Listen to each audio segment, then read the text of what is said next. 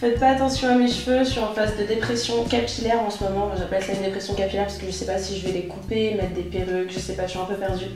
Mais comme vous l'avez vu au titre et à l'intro de la vidéo, aujourd'hui on repart pour une nouvelle urbex. Ça fait longtemps que j'en avais pas fait une, ça fait longtemps que j'avais pas fait de vidéo tout court, mais bon j'étais en vacances donc j'ai voulu un petit peu en profiter. Et je vous réserve une nouvelle surprise en fin de vidéo, donc restez jusqu'à la fin pour savoir de quoi on va parler. Et donc cette vidéo est la suite des 5 meilleurs urbex à faire en Ile-de-France. J'espère que ça vous plaira et surtout si c'est le cas, dites-le moi en commentaire. Et n'hésitez pas à vous abonner à la chaîne si ce n'est pas déjà fait. Si vous êtes nouveau, que vous venez de découvrir mes vidéos, abonnez-vous, activez la cloche, vous connaissez un peu comment ça se passe. Et donc sans plus attendre, je vous présente l'hôpital psychiatrique abandonné qu'on appelle le sanatorium. Si je me trompe pas, si ma mémoire est bonne, ce sera dans le titre de la vidéo de toute façon. Mais je l'ai plus en tête là maintenant puisque ça fait de nombreux mois que j'y suis allée. Vous allez le voir dans la vidéo, on a des tenues d'hiver et c'est parce qu'on l'a filmé en février je crois, ou en mars, il y a très longtemps. Désolée, je la pose très en retard.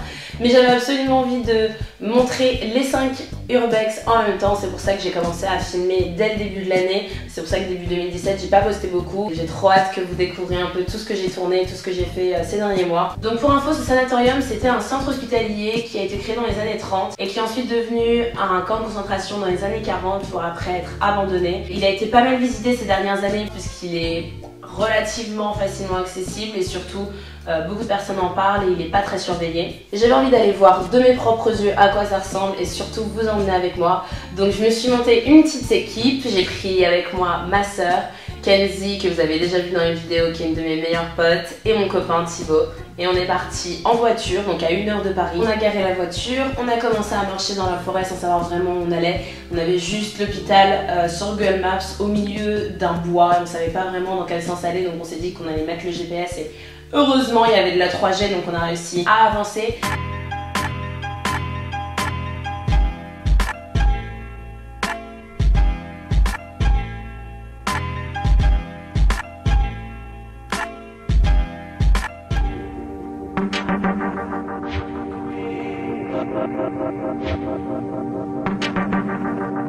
En arrivant, on a vu que c'était assez bruyant, il y avait des riders, je sais pas comment ça s'appelle, les gars qui font de la moto, qui se baladaient autour de l'hôpital et qui faisaient énormément de bruit. Donc au début on a eu très peur parce qu'on a pensé que c'était soit des gens qui étaient un peu mal intentionnés, soit la police.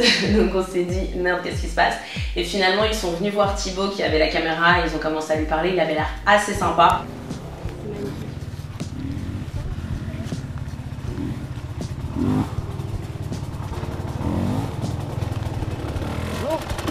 Salut. Photographe? Quoi? Vous faites des photos? Ouais. D'accord. Pourquoi? Non, c'est une question comme ça. Mais on n'a pas filmé plus parce que le but c'était de rentrer dans l'hôpital et je peux vous dire que jusqu'à maintenant c'est l'urbex la plus impressionnante que j'ai jamais faite de ma vie. En fait c'était même plus impressionnant que quand on était dans le parc d'attractions abandonné à Berlin parce que là c'était sur des kilomètres et des kilomètres. Parce que le parc d'attractions, les attractions étaient presque toutes parties, on savait à peu près où on allait. Alors que là le sanatorium est immense, c'est sur plusieurs hectares, c'est impressionnant. Et les couloirs sont interminables en fait. On avançait, on savait pas où aller. Il n'y avait pas beaucoup de bruit, c'était très calme. Il n'y avait même pas les bruits de la forêt. Donc on avait ramené une enceinte pour mettre un peu de musique pour essayer de détendre l'atmosphère parce que ça peut être très vite très glauque quand on va faire une urbex et qu'on est un peu seul au monde.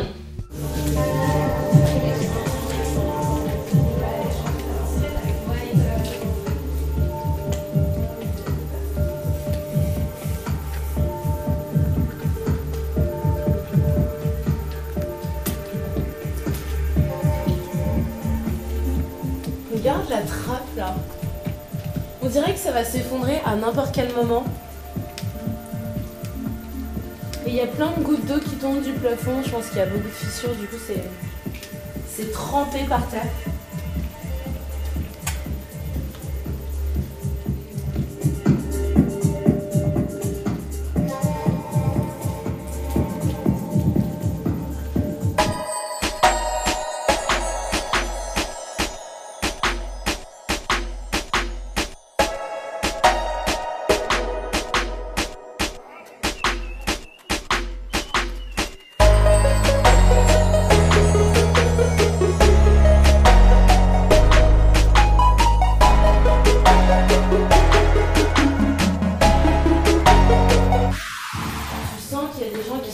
dénoncé et qui ont fait plainte, qui ont vraiment vécu ici ou qui sont installés.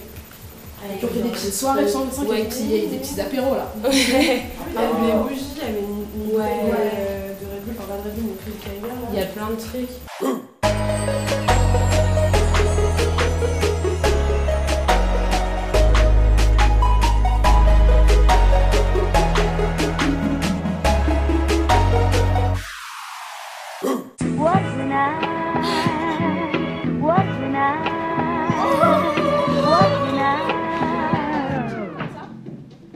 C'est par là que ça se passe.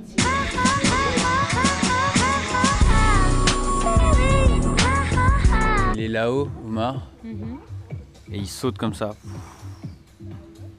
Il arrive en bas. Et il y a une explosion, tu vois, du feu dans toutes les fenêtres et tout. Putain, il y a des escaliers qui descendent, mais je sais pas où ça mène et sérieusement j'ai envie d'y aller. Ah ouais? On dirait que ça mène vers un sous-sol. Il faudrait le spot. Je peux tenir? Comment tu prends le spot?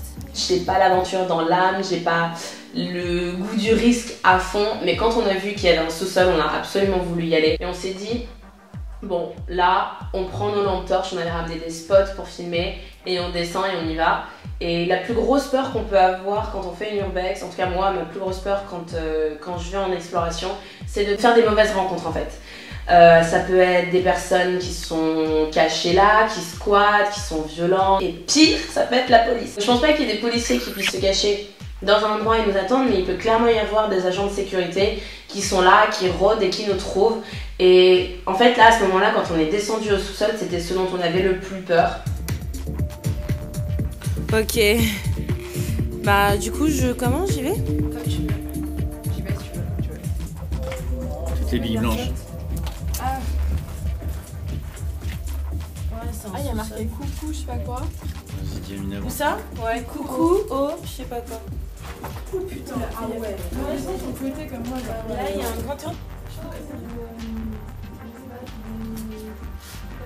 Le plus impressionnant dans tout ça, c'est qu'il y avait personne au moment où on y était, mais avec tous les tags, tous les débris, on se rendait compte qu'il y avait sûrement des centaines de personnes qui étaient venues avant nous. Ce qui est intéressant, c'est qu'on a pu recréer un peu comment s'organisait la vie dans l'hôpital au fur et à mesure qu'on visitait. On a trouvé les chambres, là où ils mettaient leurs affaires, on a vu leurs terrasses, ils avaient toutes leurs petites terrasses tranquilles. Et du coup, ça, c'était leur chambre. Non, c'est pas la même. À peu près ça. Là, je pense qu'avant, c'était là où ils devaient mettre les dossiers des patients. D'ailleurs, il y a marqué fichu, je pense que tout est dit. Et voilà, c'est déjà la fin de la vidéo, ça passe tellement vite. J'espère que vous avez aimé découvrir cet endroit avec moi. Et ça m'intéresserait de savoir où vous habitez pour voir si vous avez déjà fait des urbex dans votre région, dans votre, autour de chez vous. Merci mille fois d'avoir regardé la vidéo, ça me fait plaisir de savoir que ces vidéos vous plaisent toujours et que vous continuez de suivre mes urbex. Ça me touche et ça me met le sourire jusque là. Et si cette urbex vous a plu, n'hésitez pas à regarder mes 2 dernières explorations. La dernière fois, j'étais à la place des Fédères à Noisy-le-Grand. C'était impressionnant parce que c'est déjà là où ils ont tourné des films comme Hunger Games et puis les tours sont immenses, donc je vous recommande vraiment d'aller voir cette vidéo. J'ai pris énormément de plaisir à la faire et je pense vraiment que ça pourrait vous plaire, donc allez jeter un coup d'œil et dites-moi ce que vous en pensez. T'as replu?